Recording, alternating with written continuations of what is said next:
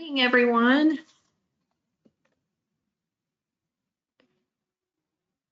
Just gonna give it another minute or so before we get started for any last minute attendees.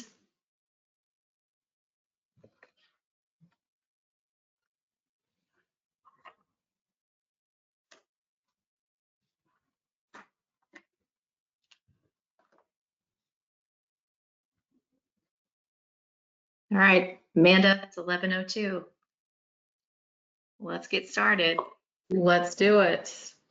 All right, well, we are so excited to have everyone join us today to talk about our favorite topics, compliance, employee engagement, and all of the things related to people management and people services. So without further ado, we're just going to go ahead and get started. Okay, well, a quick introduction for myself.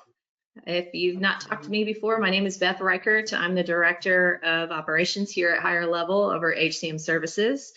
And I have been with HireLevel for going on 8 years, almost 9. I've been in the payroll industry for about 11 years.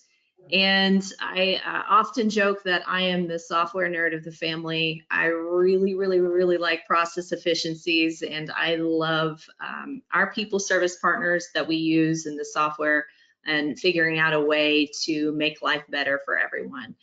I'm a numbers person. Math's always come real easy to me, but I love a good conversation a lot more than numbers, that's for sure. And you know, just really getting to know businesses and using all my experience to help them.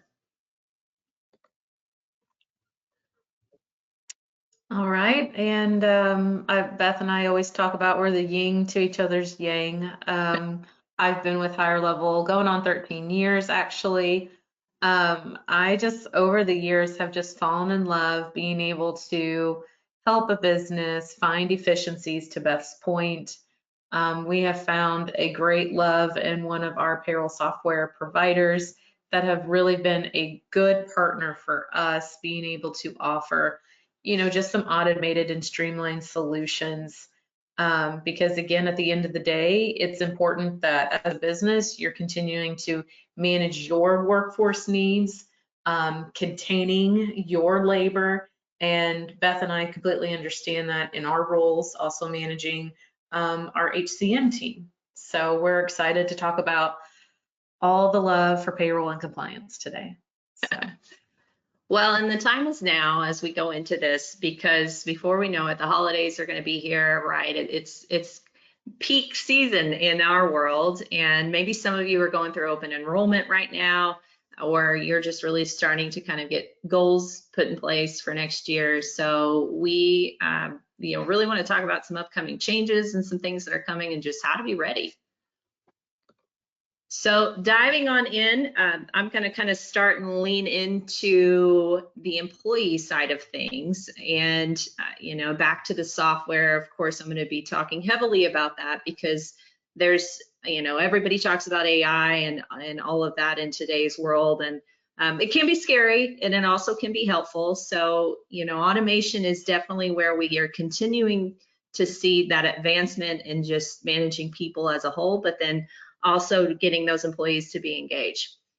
So one big thing that I often get talked to about or asked questions around is certainly around benefit offerings. Now, I'm not just talking about health insurance, you know, the big three: health, medical, dental. Of course, you know, if you're of size and you're able to offer those benefits, yes, they're definitely important, especially when it comes to compliance, you know, ACA compliance and all of that. But then I'm also talking about the benefits that make you an attractable employer. You know, of course, PTO offerings, but how can you get creative? Because one of the hardest things in today's workforce, of course, is employee retention, and it is also attracting, you know, top talent and great candidates. So provide benefits that are less likely to be offered. That's one big recommendation that I have for you. You know, you want these benefits that rank high on your employees list. So that's definitely going to be around flexibility and wellness in general. But you know, what are we seeing on employee wish lists right now? And I think a lot of people are again focusing on their mental health, that work-life balance. Some of the top things that, you know, in a recent poll by our people service partner, iSolved, they polled, you know, 1,000 companies, and here's what their employees said they would really love, and we know this is not possible for many of us, but 4-day work week, student loan debt relief. If you're not taking advantage of that, you definitely should, and I'm happy to have a conversation with you. We do that here at HireLevel, and it is a tax-free benefit to both you and your employer if you qualify, if you get a qualified plan for that. But you can reimburse your employees basically almost up to $400 a month, again, tax-free benefit to pay off of that student loan. So that's not anything that's going to, you know, increase your wages, but it's definitely attractable to many, especially as we're getting some of that younger workforce into our world. Unlimited paid time off, flex time, all of those type of things. Of course, you know, the work-life balance is the hot topic for us. So you're going to see a lot of those offerings in your competitors, you know, in their job openings and things like that. So look and see, you know, who are your top competitors, taking a look at what they're offering and seeing how you can be a step above. But that's really what the employees are wanting right now. So those benefits that make you an attractable employer, yes, you definitely want to see how you could be creative there. But then again, on the flip side of that, those true plans, right? What, you know, I talked a minute about wellness plans and mental health and things like that. And employee wellness is just, it's become much more than a buzzword today. And, you know, a lot of people are seeing such a benefit from investing in themselves, both mentally and physically. You're seeing better work output, and there's these great plans out there that can be help employees take charge of their mental health, their physical health with some different preventative measures. So definitely take a look at wellness programs if you're able to. That's a top one right now. Some other plans that are kind of fun, you know, pet wellness plans or pet insurance. That's a very cost-effective plan that you can go out and purchase for your employees, or you can just sponsor for your employees to enroll in. We actually, a colleague and I, we were just talking this morning about our pets, and you know, it can get pretty expensive. So the pet insurance is definitely something that employers can sponsor and offer as well. Another big one, dependent care FSA, HSA, flex spendings, all of that. Again, what are these tax-free benefits that you can offer your employees? I personally love a dependent care FSA. I'm a mom of 3 kiddos, and it's really nice for me working at HireLevel because I can use that dependent care FSA to get reimbursements for my child care. So definitely a great one there as well. So all of these have just proven to be attractable in today's market. And I think, again, don't just focus on, do I offer a retirement? Am I offering medical, dental, vision? Really look and see what else can I do, or what are other people doing, and seeing what you can offer. Speak to a broker. If you need help with the connection there, be sure to let us know. Okay, mobile app. So speaking of benefits here, I had just hosted a webinar in the last month or so around open enrollment and making it easier and more you know, available for your employees instead of just that paper application.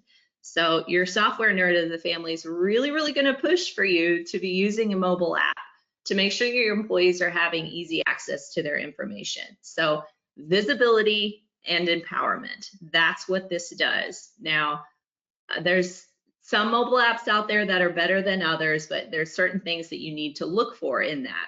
Easy access across any device, that platform should look the same regardless of what you're on.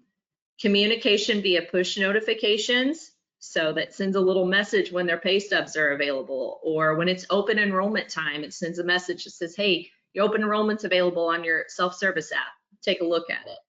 And you want to make sure that that data can remain secure with built-in authentication.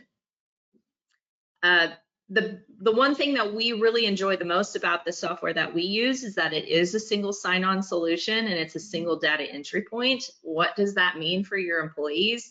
That means that everything is married together right there, again, for that visibility.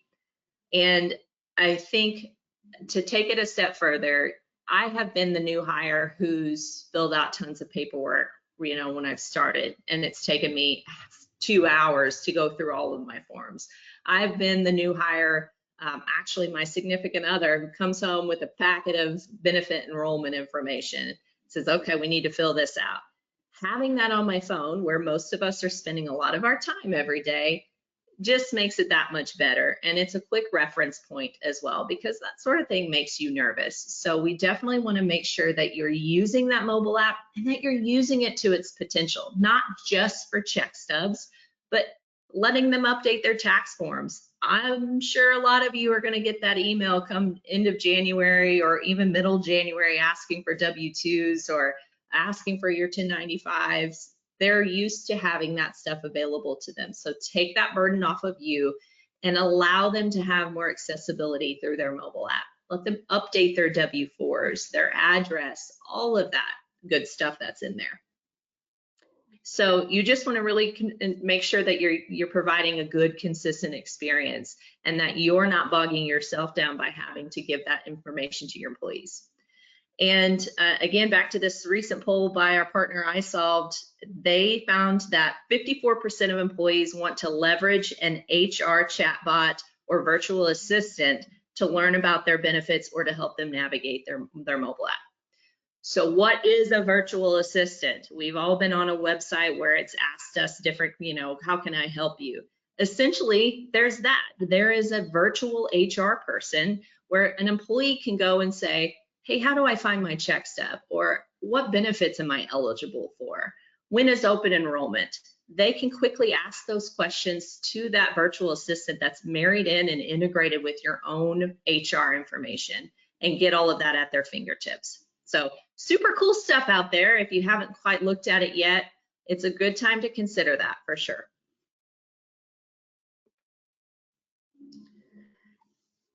All right, training, big topic this year, big topic. Of course, a lot of that comes back down to compliance because there are now 7 states that require mandated sexual harassment training. California, Connecticut, Delaware, Illinois, Maine, New York, and Washington all require that you do this mandated training every single year. So of course, from a compliance standpoint, we're seeing a lot more push for some of that uniform training and tracking, but then also from an engagement standpoint, having consistent training with every new hire is critical. You want everybody to be trained the same so they can be set up for success. I think if you're in one of these states, of course, you want to be sure that you're conducting and tracking the completion of this. It's going to make your life a lot easier because who needs another spreadsheet? Right? I know I don't need another spreadsheet. I don't want another spreadsheet. But I hear from a lot of clients that say, well, I'm just tracking that on a spreadsheet and that's how that is just the way of the past, and it's definitely not an efficient way to do it. And it's not really communicative to your employees when they don't know where they stand with some of these trainings. So a learning management system, which is just basically an electronic learning module, is a really great way to deliver simple, uniform training. It's easy, again, back to our employee self-service app. You need easy access for those employees to be able to take care of that at any time and to make sure that you're communicating those expectations so that way that engagement remains high. A comprehensive LMS system, the one that we use, it comes loaded with some ready-made courses, several thousand actually, so you can even use some more in-depth training and see some more personal growth and really encourage that. And there's self-paced courses to give employees flexibility and gamification elements as well. Amanda, do you want to just kind of touch on how we use that internally with our team? Yeah, we've been, using the LMS a few years at least. And we use it really in 2 different ways. So there are your courses that we design ourselves, which is really your blanketed learning management system. So you may already in your organization have your own training materials. Maybe you already have some training videos. You may already have some of this stuff established, but to Beth's point, maybe it's just not unified all in one place. Using an automated learning management system then helps you then keep track where everyone is at. There's scoring in there. You can see who passed or failed tests, things like that. It does help kind of unify that experience. So how we've done, we've been using it internally is two parts. One, we do have some established training, right? There are certain things that we are already using ourselves internally, but when we want to now reinforce with a quiz or a test, we're using our learn management system to test those, test the knowledge of our team. The other piece to the learn management feature, which is also with our partner of iSolved, does provide a plethora of already canned type of training modules for you, from Microsoft testing if they're good with Excel to, how do you handle things internally in your organization? I know Beth mentioned sexual harassment. I mean, obviously that's a very big topic. So we've been able to use it again internally for us to again inspect what we expect when it comes to training and what we want our team members to be able to take away when we are, of course, enforcing the training piece, because it's important and Yeah. with you every single day. Yeah, absolutely. And our team doesn't sit all in one location too, which I think makes this really nice. You can make, again, back to that uniform training across the board, but those expectations are out there for everyone. Mm-hmm. And, we have a culture of learning, so it's a great tool for us. But for everyone, we're seeing, and this isn't just for big organizations. I want to make sure and say that out loud. Of course, big organizations are going to see a great value out of it. But then also we're seeing these smaller businesses really need to kind of hone in on that. And, we use it. I'll go out there and be like, I wonder if there's a training on this. And, it might be QuickBooks, and we can go get some information out of that. So great content, and definitely a valuable resource to invest in and to get some ROI to shorten that training curve too for your team. That's one of the most expensive things is a new hire, is people in general, but for new hires, how much time does it take you to train a new hire to be productive, right? To get to that level where you're not losing money from having that new hire, right? Okay, going right into that next big compliance topic that we've seen this year.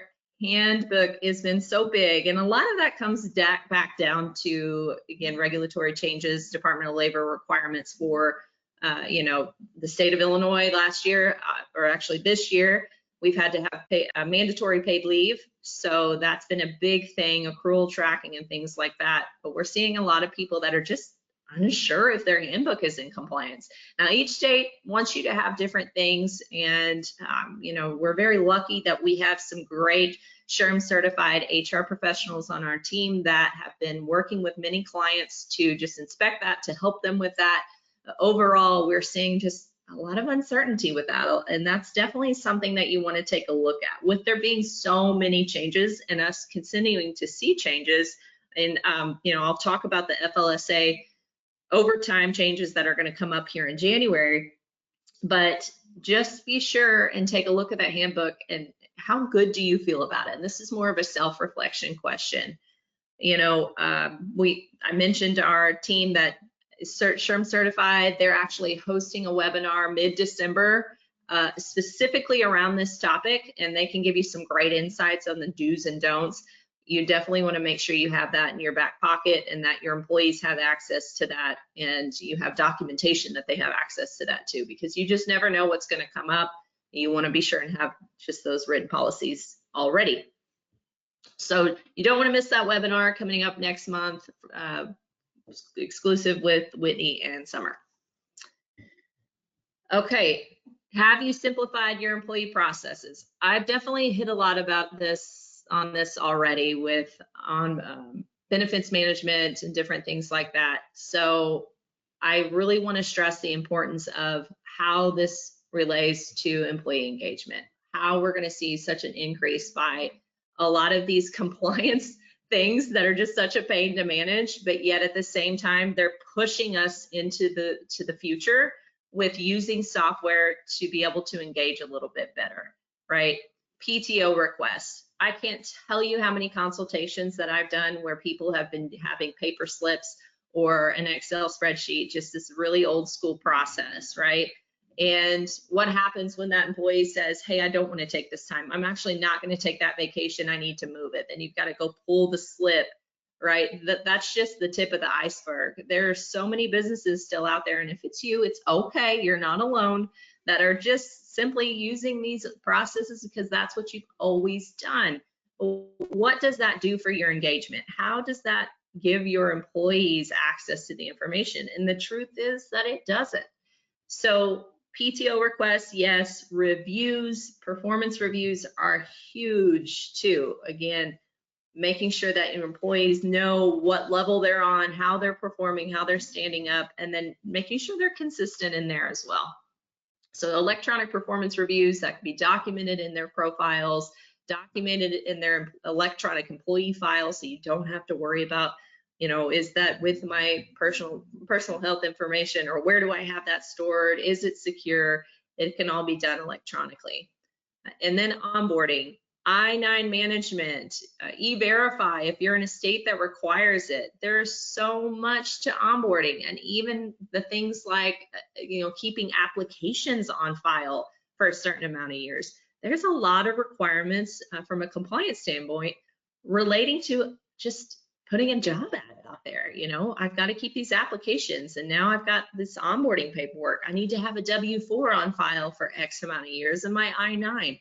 There's so much required to that. So simplifying the process by letting your employees do so electronically, letting it store into that profile, is what's going to keep you secure, compliant, and keep your employees to have a good experience. The last thing that you want to do is let them be me and sit there for an hour or two filling out forms that I really had no idea what I was filling out at the time. That was pre-payroll days. So be sure and look at what are your processes, what are the pen and paper things, where do I have spreadsheets, and how can I change that? Because every little bit matters when it comes to engagement and when it comes to keeping top talent. All right, how do your salaries stand up to industry standards? I know this is probably an uncomfortable topic for many, because usually when we start talking about wages and pay, it becomes uncomfortable.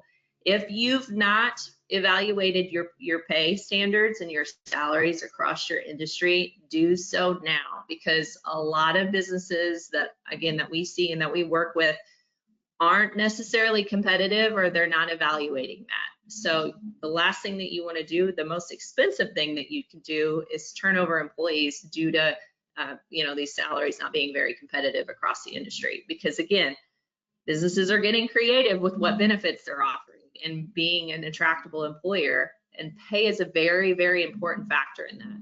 A lot of employees right now, unfortunately, are living paycheck to paycheck, and we're seeing that with inflation and everything else. We're seeing salaries increase. So you need to be sure and take a look at that at the end of this year. And actually, I believe that SHRM suggests that you do that quarterly. And that seems like a lot, but the last thing, again, that you want to do is have to have job openings out there for an extended amount of time, where it's going to delay that hiring process. So be competitive there if you can. All right, so just wrapping this all up, and really, again, another self-reflection question to you all is, what is keeping your employees engaged and employed with you? Putting yourself, put that empathetic mindset on and think to yourself, why do my employees work here? And, I really think some good self-reflection here is definitely what's needed. And you need to look at this and think proactively. If you have growth goals for next year, and that means your employee count is going to increase by X amount of team members, then how does that change my engagement? How does that change what kind of benefits I want to offer? How does that change my HRIS system or my payroll system? I've got to make things easier. And also, again, from a compliance standpoint, married right into this, we've got some big Department of Labor changes coming up in January, where your overtime threshold is changing to $58,656. You need to make sure that you have tools in place, timekeeping tools in place, to track those hours for those salaried individuals who are moving to now, non-exempt individuals are hourly. So be sure that you have those software tools in place that are going to help with that engagement and aren't going to make it seem like a burden to write down time, to email punches, whatever that might be. All of these things matter when it comes to what these employees think about working for you. All right, and Amanda, I am going to share your checklist because you're up next with all of the good stuff here. So might want to make that a little bigger for us. Let's see. Oh, that's too big. Oh, yeah, that's okay. We definitely can read that. Yeah. Let's see if this will. And for those listening in, feel free to use the chat box as well. So if you do have some questions, now that you know have some things that Beth has talked about, feel free to drop those in the chat, and we'll get to some of your questions here whenever we get wrapped up. Okay. End of year is approaching us. This is our busiest time of the season here in our world and in our payroll industry. So we've got a nice little checklist, and today I wanted to go over some of those things that's specific to a year-end checklist for your business and things that you should be considering as we think about the end of the year. I was actually, Beth, this morning I was looking at the calendar, starting to plan mentally our year-end calendar for us and the things that we need to do to be ready in January. So, how about that Christmas? The way it falls this year. That's definitely. I know. Be ready, guys. Have that on your calendar, middle of the week for all of you payroll people. That's going to be a challenge, but we'll get through it. So actually that was one little tidbit I had written off to the side that I did want to mention to everyone in here. Thankfully, really this year, we don't have that impact of your Christmas Day and your New Year's Eve day falling on the weekend. And that has been a big challenge in the past because when it comes to payroll, just payroll concepts, I just did want to remind everyone, you know, the difference between your pay date and your pay period ending, completely two different things.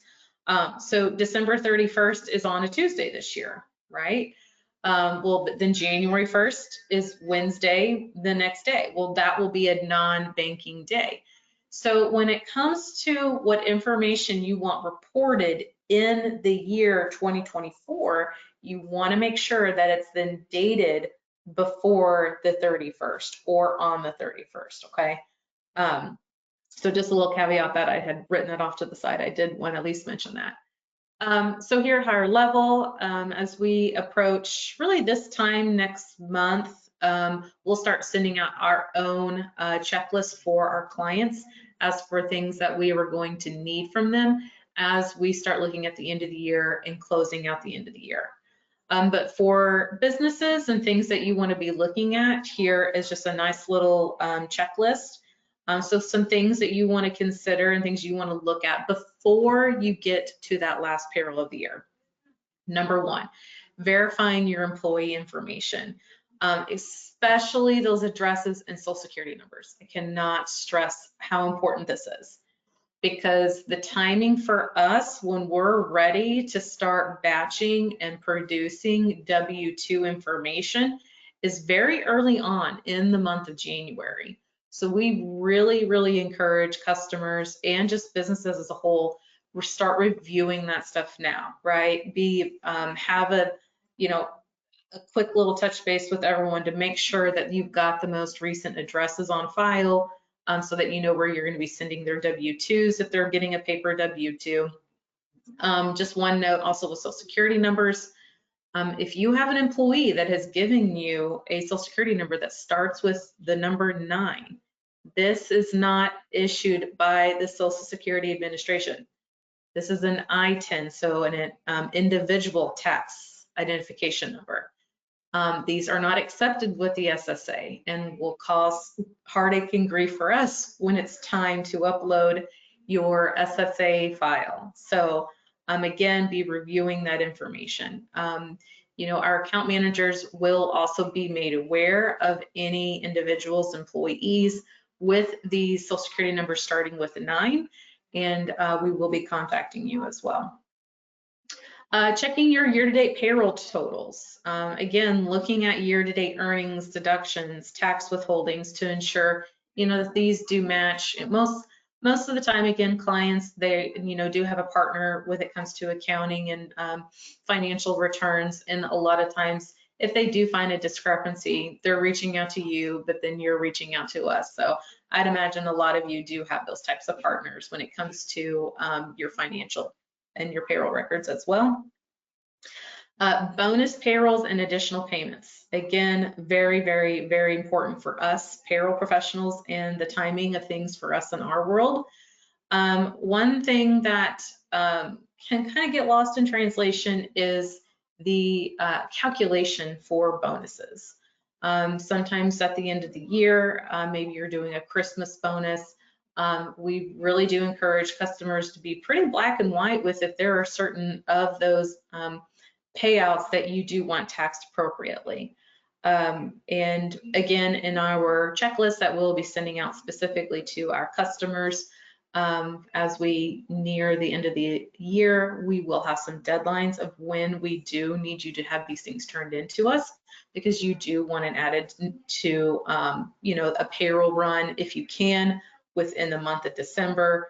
Trying to not be snubbing up to 12/31. Keep in mind, we have a lot of extra payrolls that we are doing in the month of December, and we want to do them as soon as possible as well. For us, again, just preparing your tax filings here at HireLevel. One of our key and core services is tax services. So this again means that we are filing those returns for you. Your Form 941, your Form 940, your unemployment, all of those things, again, are very important to your success and our success. Being that provider for you, we have to stick to hard deadlines to ensure that we're making those payments on time and filing those returns on time for you. I will say to this as well, when or if you get any correspondence from a tax agency pertaining to your payroll taxes, please also share that with us. Share that with your account manager. Because again, you may receive a letter from the IRS that may be changing your deposit frequency. You may also get that sort of letter or notification from a state Department of Revenue department. Send that to us, because we don't know if the agency has changed that for you, and we want to make sure that your filings and payments are being paid at the appropriate deposit frequency. I think a quick note on that too, Amanda. It's a great time to update your power of attorney's records too. Yeah. With getting those frequency changes and some things like that. That's a great time to do that. If if that's not something that we receive and it goes directly to you, it's probably a good idea to get that POA updated, so that way in the future we get that information as well. Absolutely. Reviewing your benefit contributions. So again, you'll be getting reports towards the end of the year, reviewing to make sure that those reports that you do have from your third party folks, that they do match with what our payroll records show as well, by running a year-to-date report. Finalizing payroll adjustments. So this could be maybe you wrote a check on site and you forgot to tell us or hadn't told us yet. Things like that we want to record before we close out payroll this year. I didn't mention it really underneath like bonuses and additional payments, but that other type of compensation or really adjustments that need to be added to your W-2, such as an S-Corp health insurance, maybe personal use of company car, group term life insurance is a big one that we do see, third-party sick pay. These types of adjustments or additional items we do see a ton in December. So again, be on the lookout. If you have had individuals receive third-party sick pay, you absolutely are receiving letters and statement summaries from that vendor. And again, depending on how you have your service set up with that third party, will determine what we may need to know or what we may need to report on a W-2 or make a federal tax deposit, show it on your 941. Those are things that you definitely want to be on the lookout for. And Beth talked a lot about already, just again, paid time off. Again, do you need to do an audit of those balances as you're coming to the end of the year? Or now maybe you're thinking about, maybe you would like to revamp or reinvent that policy. There are some states, including Illinois this past year, did enforce that required PT, that paid time off sort of benefit. Other than that, Beth did talk about it. I did kind of pencil it in on my notes, which kind of goes into as you're approaching now that first payroll of the year. But this definitely goes to your employee information and your employee records. Again, making sure that you are reviewing that salary threshold for your employees. Will you need to adjust their pay, move them to hourly versus salary? So definitely make time and make that a priority here before the end of the year and really before that first payroll run of the new year as well. Also at the beginning of the year, you do see some states who haven't updated minimum wage. So if you do have hourly employees and if you're paying or near that minimum wage, make sure that you are aware of your state making any change. I did a quick look of attendees and just look to see like what states that our folks are in, and of the states, Illinois, I know we do have some Illinois people on here today. Illinois' minimum wage will be going to $15 starting in January. Again, also a great time to have your employees update a W-4 as well. Okay, so applying new tax rates and confirming benefit changes, a couple things I just wanted to mention around that. We don't get every single update from, an agency or a state that, that you're currently doing business in. So here, the end of this month, starting November-ish, if you have had, claims, benefit charges to you this year, most likely you are probably going to see a rate change for your unemployment. So it is important that you're receiving that information. You should be getting then those new rates for calendar year 2025 here coming up this next month or so. So be on the lookout and make sure that you do get us a copy of that because we want to make sure that we have the correct rate in our system as well. I did look and I have seen that the IRS has announced that Social Security wage-based limit is going up to $176,100. So that is up from $168,600. That is this year. Do keep in mind, if you are a client of HireLevel, our software, our payroll software, does update these tax tables and with these wage-based limits. So rest assured that we do have that information up to date as well with the state level and the IRS when they do make those changes.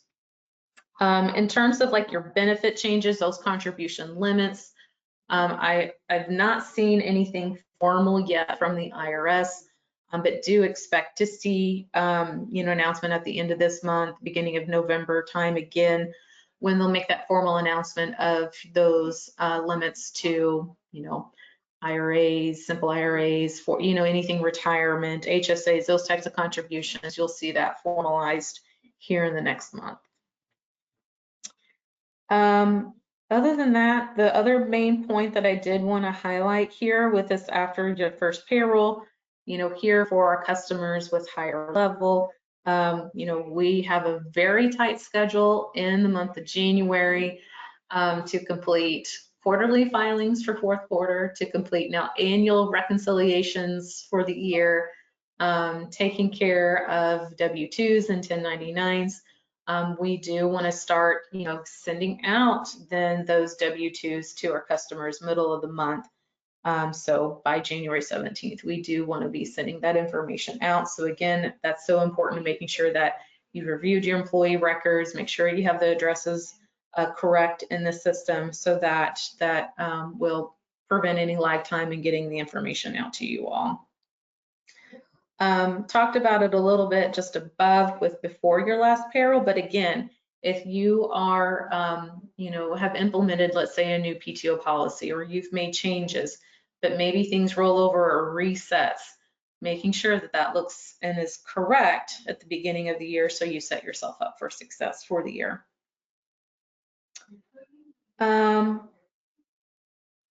Other than that, I would just say then too, sometimes we do get asked about this, but not too often really anymore. But as an employer, you're required to maintain, your own records of these reports, employee information, up to 4 years. Now, our payroll software, that information is not purged. That information is still available to you. But in terms of your own management of, retaining or archiving that information, I did just want to say that out loud, as an employer, you must retain that information for 4 years. So that's all I really had on our year-end checklist. Questions, comments? Beth, anything that you want to add? And then we'll just wait to see if we've got any questions from the crowd. Absolutely. I just really, of course, I live in the tax world. That is where I spend a lot of my time, just to make sure our clients are in compliance. And I really want to drive home that if you're getting any kind of correspondence from that taxing authority, be sure and send it to us or send it to your person, because, if you've got the wrong rate, of course, you could have a credit, but if the chances are that your rate did increase, maybe you had a little bit of turnover this year, some unemployment claims, that could definitely impact some additional costs to you in terms of penalties and interest. So definitely be sure and keep an eye out for that, because, we've even had it where we've had some customers come over, some new partners, and looking in old payroll softwares or other platforms they were on previously, they just don't have updated rates, and it just becomes a bit of a challenge. So I definitely want to encourage that you share that information. There's a little bit of an exclamation point on that statement, because it definitely can be challenging, and there's nothing that we like less than having anybody to have to pay anything extra just because of a piece of paper, for sure. So that's the biggest thing for me, I think. What kind of questions and thoughts, feedback do we have from our attendees today? Anything that you want to pick our brains about specifically that we've gone over? You've got us kind of cornered here, and it's a great opportunity to ask questions relating to compliance or just improvements in general.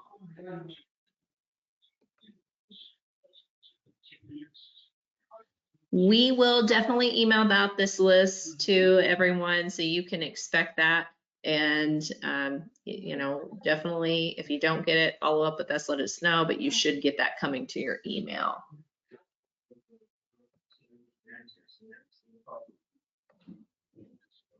We tend to be a squeaky wheel when it comes to this stuff too. We like to make sure we have all of those extra wages. And if we know, that's one thing that we kind of take the extra measures upon ourselves as your partner. If we know that you tend to have some taxable fringe benefits, we know that. And if we don't hear from you, we'll be reaching out saying, hey, do you have any year-end additions this year? So you can expect that from us, absolutely.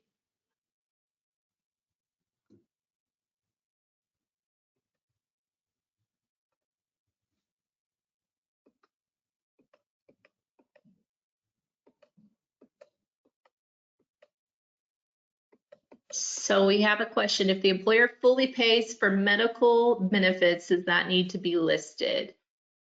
That, what I recommend is that, yes, you definitely should turn that in, because number one, if you make that visible to your employees, they then know that you're paying for that. That's really part of their compensation package. So I recommend including that. And then that it also can get reported on the W-2 as well. It's more of an informational box more than anything. But, you know, I think, again, I tend to speak on the engagement matters, and I always encourage show your employees what you're paying for them, because that definitely does count for sure.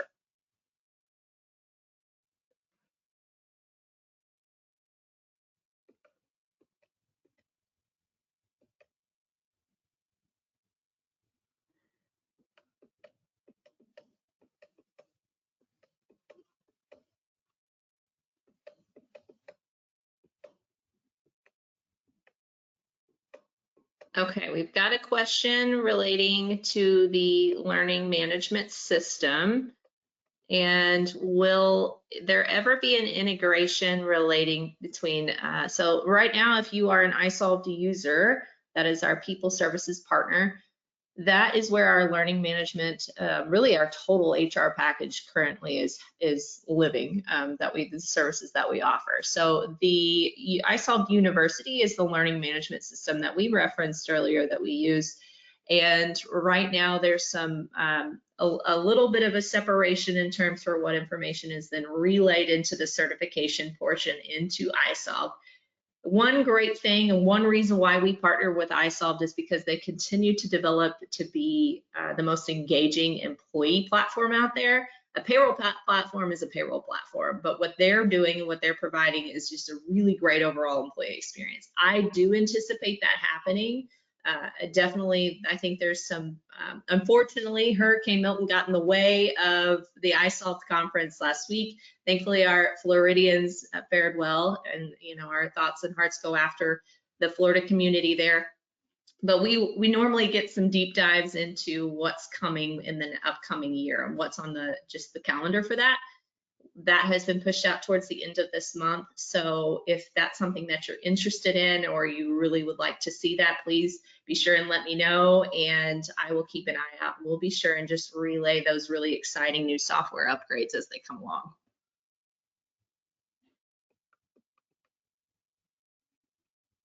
Okay. Any other questions? I don't know, think I missed anything.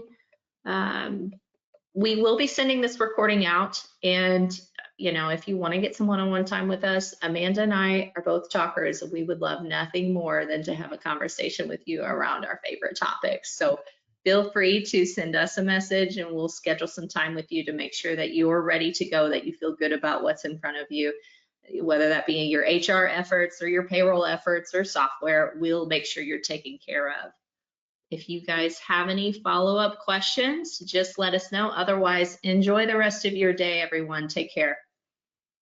Thanks, everyone. Bye.